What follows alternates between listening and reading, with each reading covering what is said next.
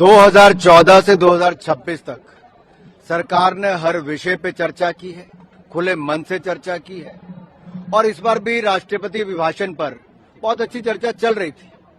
लेकिन विपक्ष के नेता श्रीमान राहुल गांधी जी ने जिस तरह से लोकतंत्र की और सदन की अवमानना की है, स्पीकर की रूलिंग के बावजूद बार बार उसकी अवहेलना की है, नियमों का पालन तो करना दूर, बार बार स्पीकर के कहने के बावजूद वो विषय पे बोले नहीं और यहां तक जब कहा गया कि जिस चीज का उल्लेख यहां पे नहीं हो सकता, जो पुस्तक छपी नहीं, उसके बावजूद उसके बारे में, और यही नहीं, उनका मंशा केवल एक थी। आज अगर आप एक लाइन से देखेंगे कि भारतीय सैनिकों का अपमान करना, आप एक लाइन उनकी उठाकर देखिए, भारतीय सैनिकों का अपमान करना, भारतीय संसद का अपमान करना, भारत की संवैधानिक संस्थाओं का अपमान करना।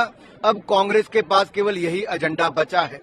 जब उनको लगा कि शानदार बजट आया, राष्ट्रपति भाषण में सरकार की सारी उपलब्धियों और देश के बढ़ते कदमों को दिखाया गया, विपक्ष के पास बोलने के लिए कुछ नहीं बचा, तो पेपर फाड़ के चेयर पर फेंके गए। इससे बड़ा दुर्भाग्य क्या होगा?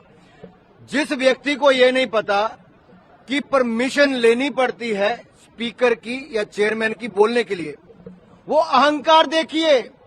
ये परिवार और एक पार्टी का अहंकार है जो सत्ता में रही, वो सत्ता का नशा है। जो कहते हैं मुझे परमिशन, इनके राहुल गांधी जी कहते हैं मुझे परमिशन लेनी पड़ेगी।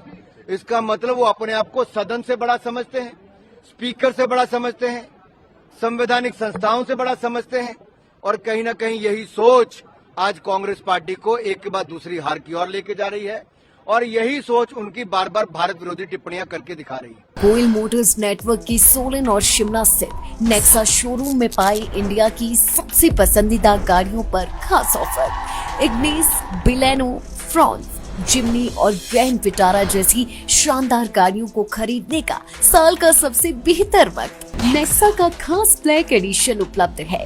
सभी तरह की गाड़ियों से एक्सचेंज और अपग्रेड ऑफर भी।